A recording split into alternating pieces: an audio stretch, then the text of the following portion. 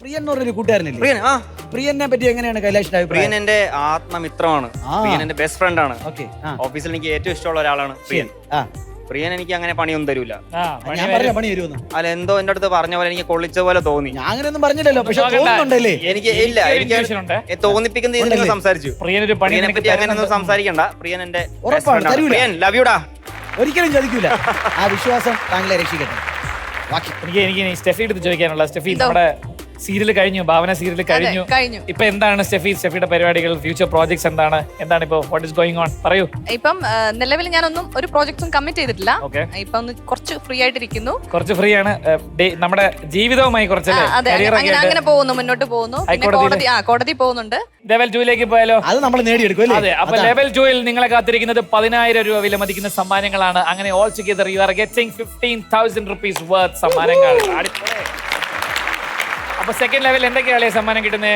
Mixie, water purifier and electric kettle, അതിന്റെ ഒപ്പം ഇപ്പൊ നേടിയെടുത്ത എയർ ഫ്രയറും അയൺ ബോക്സും. ഓക്കെ, അപ്പൊ നമുക്ക് ലെവൽ 2 എന്താണ് നോക്കാമല്ലോ. അപ്പൊ പ്രേക്ഷകർ, എനിക്ക് നിങ്ങളോട് പറയാനുള്ള, നിങ്ങൾ എല്ലാവരും ഓടിച്ചെന്ന് KSFE ഹാർമണി ചിട്ടികളിൽ ചേരുക. ആദ്യം ചേരുന്ന 100 പേർക്ക് ബമ്പർ സമ്മാനമായി ലഭിക്കുന്ന ഒരു സിംഗപ്പൂർ യാത്ര. അപ്പൊ ഓടിപ്പോയി ചേർന്നോളൂ. ചെയ്യേണ്ടതെന്ന് പറഞ്ഞു കഴിഞ്ഞാൽ ഇവിടെ സ്പൂൺ ഉണ്ട്, ഇവിടെ കുറച്ച് ഡൈസും ഉണ്ട്. സ്റ്റാർട്ട് എന്ന് പറയുമ്പോൾ നമ്മൾ ഈ സ്പൂൺ അങ്ങോട്ട് കടിച്ചു പിടിക്കണം. കടിച്ചു പിടിച്ചതിന് ശേഷം ഒരു 1-2 കൈ ഉപയോഗിച്ച് ബാക്കിയുള്ള ഡൈസ് ഒന്നിന് മേളിൽ ഒന്നായിട്ട് അടുക്കി അടുക്കി അടുക്കി നമ്മൾ വെക്കണം. അങ്ങനെ 60 സെക്കൻഡ് കൊണ്ട് ആരാണ് ഏറ്റവും കൂടുതൽ ഡൈസ് അടുക്കി വെക്കുന്നത് അവർ വിജയിക്കുന്നു. 3, 2, 1 സ്റ്റാർട്ട്. അതൊക്കെ തിന്നണ്ട, വിറയ്ക്കരുത് അമ്മ. സിന്ധു അമ്മ താഴോട്ട് പോവുക. പണ്ടൊക്കെ വീഴ്ത്തരുത്. 2-3 എടുത്തോ. K&K ഓട്ടോമൊബൈൽസ് 3 നെറ്റിലും 4 കൈ വിറയ്ക്കുന്നുണ്ടല്ലോ. 2 അടിച്ചു. മതി 3 മതി. ഇനി ഒന്നും ചെയ്യില്ല. 4 മതി, ഇനി വേണ്ട. ഇത് ഞാൻ പറഞ്ഞ അടിയരുത് കേട്ടാ. അയ്യോ, 4 വെച്ച് കഴിഞ്ഞാൽ നിർത്തിക്കോണം കേട്ടോ. 4 വെച്ചാൽ നിർത്തണം. ഒരുമിച്ച് 2 എടുത്തോ. ഒരെണ്ണം കൂടെ എടുത്തോ. വേണ്ട, അതുപോലെ നിൽക്കുക. സമയം കഴിഞ്ഞിരിക്കുന്നു. സിന്ധു ചേച്ചി വളരെ ശക്തമായിട്ട് തിരിച്ചു വന്നിരിക്കുകയാണ്. മൈജി ഫ്യൂച്ചർ അടിച്ചു കയറി വാ സെക്കൻഡ് ലെവലിലേക്ക്.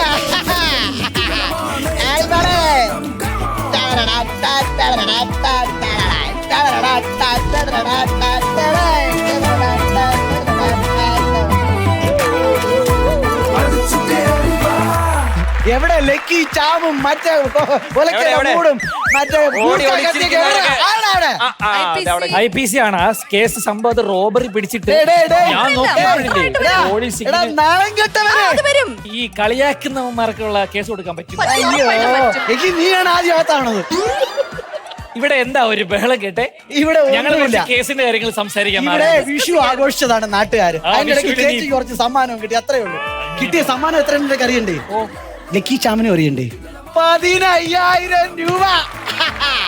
അങ്ങനെ നമ്മൾ മൈജി ഫ്യൂച്ചർ അടിച്ച് കയറി ലൂസേഴ്സ് ഫൈനൽ 2 ലെവലുകൾ കഴിഞ്ഞിരിക്കുകയാണ്. ഇനി 1 ലെവൽ മാത്രമേ നിങ്ങളുടെ മുമ്പിലുള്ളൂ. നിങ്ങളെയൊക്കെ ഒന്ന് മോട്ടിവേറ്റ് ചെയ്യാനായിട്ട് ഞാനൊരു ഐറ്റത്തിന് ഇറക്കുവാണ്.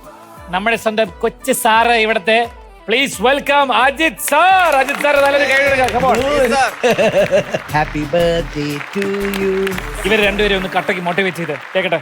ഞങ്ങളുടെ മോണ്ടി ഇന്റർനാഷണൽ ഇൻസ്റ്റിറ്റ്യൂട്ട് ഓഫ് മാനേജ്മെന്റ് സ്റ്റഡീസിൽ കുട്ടികളെ കയ്യിൽ നിന്ന് എക്സാമിനൊക്കെ പാളി കഴിയുമ്പോൾ ഞങ്ങൾ പറയുന്നൊരു സാധനമുണ്ട്. എക്സ്പീരിയൻസ് ആണ് everything. When we get experience, when we get exposure, ആ എക്സ്പീരിയൻസിന് പുറത്താണ് എല്ലാം ഓടുന്നത്. അത് എത്ര കണ്ട് നമുക്ക് എക്സ്പീരിയൻസ് ഉണ്ടാക്കാൻ പറ്റുമോ അത്ര കണ്ട് നമുക്ക് ഡെവലപ്പ് ചെയ്യാൻ പറ്റും. അപ്പോൾ ബേസിക്കലി ഇതൊരു എക്സ്പീരിയൻസ് ആയിട്ട് എടുക്കുക. കാരണം അടുത്ത തവണ അടിച്ചു കയറി വാ എന്ന് പറഞ്ഞ പ്രോഗ്രാം വരുമ്പോൾ എനിക്ക് ഉറപ്പുണ്ടോ 1, 2, 3 നിങ്ങളൊക്കെ പോവും. ഞങ്ങൾ 3 പേരും 1 ലക്ഷം അല്ല, ഇവിടുന്ന് ഒരു 10 ലക്ഷം രൂപയുടെ പ്രൈസ് ഉണ്ടെങ്കിൽ അതും മേടിച്ചിട്ട് പോകുന്നുള്ളതാണ് ഞങ്ങളുടെ ഉറക്കെയുള്ള ഒരു പ്രശ്നം. അല്ലേ? റെഡി അല്ലേ? യെസ്, അതാണ് ഞങ്ങളുടെ സ്പിരിറ്റ്. ചേച്ചിക്ക് എത്ര വയസ്സായി? 50. ഓ, 26 വയസ്സുള്ള ചെറുക്കം വന്ന് പറയുവാണ് എക്സ്പീരിയൻസ് എന്ന്.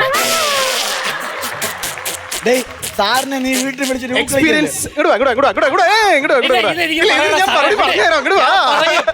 എന്റെ ഉള്ളി കിടക്കാണ്. എന്നിട്ട് ഇവൻ തോറ്റ് തൊപ്പിയിട്ട് വെളിയിൽ പോയപ്പോ നേരത്തെ പറഞ്ഞെനിക്ക് നല്ല ഓർമ്മയുണ്ട്.